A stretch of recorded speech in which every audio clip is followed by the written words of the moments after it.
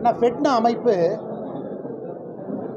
வட அமெரிக்கா தமிழ் சங்கம், அமெரிக்காவில் கனடா நாட்டில் இருக்கக்கூடிய எல்லா தமிழ் சங்கங்களும் இணைந்து federation of North America Tamil Sangam ஃபெட்னான்னு இருக்காங்க. உலகத்தில் ஒரு மிக முக்கியமான ஒரு அமைப்பு. அவங்க அமெரிக்காவில் எல்லா ஆண்டும் கூட தமிழ் சமுதாயத்தை, கலாச்சாரத்தை கௌரவப்படுத்தும் விதமாக ஒரு பெரிய விழா எடுப்பாங்க. கடந்த 3 ஆண்டுகளாக உலகத்தில் நம்முடைய தமிழ் சொந்தங்கள் யாரெல்லாம் தொழில் முனைவோராக இருக்கின்றார்களோ அவர்களை இணைத்து ஒரு விழா எடுக்கிறாங்க. போன ஆண்டு சென்னையில் நடந்துச்சு, இந்த ஆண்டு மதுரையில் நடந்து கொண்டிருக்கிறது.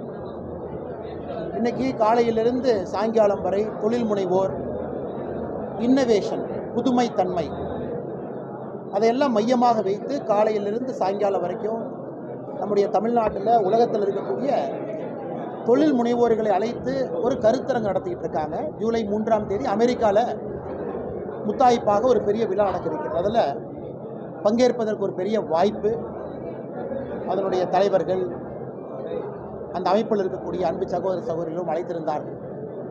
குறிப்பாக இந்தியாவில் இன்றைக்கி எந்த அளவுக்கு ஆண்டர்பிரினர்ஷிப் ஈகோ சிஸ்டம், தொழில் முனைவோருக்காக இருக்கக்கூடிய களம் எந்த அளவுக்கு மோடி ஐயா உருவாக்கி இருக்கிறாங்க, அடுத்த 23 ஆண்டுகள் என்ன பார்வையில் நம்ம பார்க்குறோம், எப்படி இருக்கும் 2047 நம்முடைய நாடு, இன்னைக்கு எங்கே இருக்கும், அதையெல்லாம் அவரோடு பகிர்ந்து கொள்வதற்கு ஒரு பெரிய வாய்ப்பு இன்றைக்கி மதுரை மாநகரத்தில்.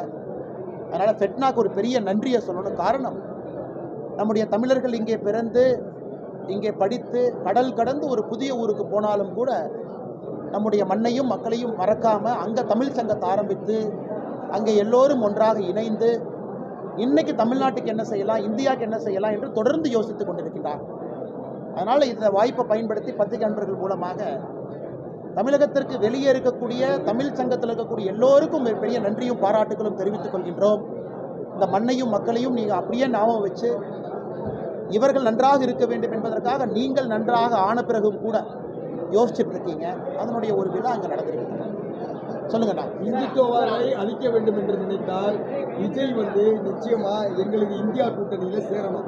அப்பதான் அவருடைய கொள்கைக்கும் கோட்பாடுகளுக்கும் நல்லது, வெற்றியும் பெறும் சொல்லி செல்வ பெருந்தரை சொல்லியிருக்கிறார். இந்துத்துவாவை அழிக்கணும்னா நீங்க எங்களோட இணையணும். இன்னைக்கு எப்படி ஆயிடுச்சு அப்படின்னாங்கன்னா, சமீபத்தில் ஒரு திராவிட கட்சியினுடைய தலைவர் விஜய் அழைச்சார், எங்கிட்ட வந்து சேர்ந்துக்கங்க.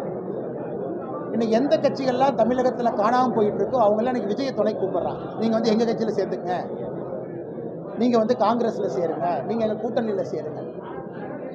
அதனால் அண்ணன் செல்வ பெருந்தகையர்களுக்கு நான் சொல்கிற கூட என்னென்னா, நீங்கள் விஜய் மீது, அண்ணன் விஜய் மீது வைக்கக்கூடிய நம்பிக்கையை ஒரு 10% ராகுல் காந்தி ஐயா மேலே வையுங்க அப்படின்னு அண்ணன் செல்வ பெருந்தகை அவர்களுக்கு இந்த நேரத்தில் ஒரு அன்பான அறிவுரை தெரிவிப்பதே என்னுடைய கடமையாக நான் கருதுகிறேன்.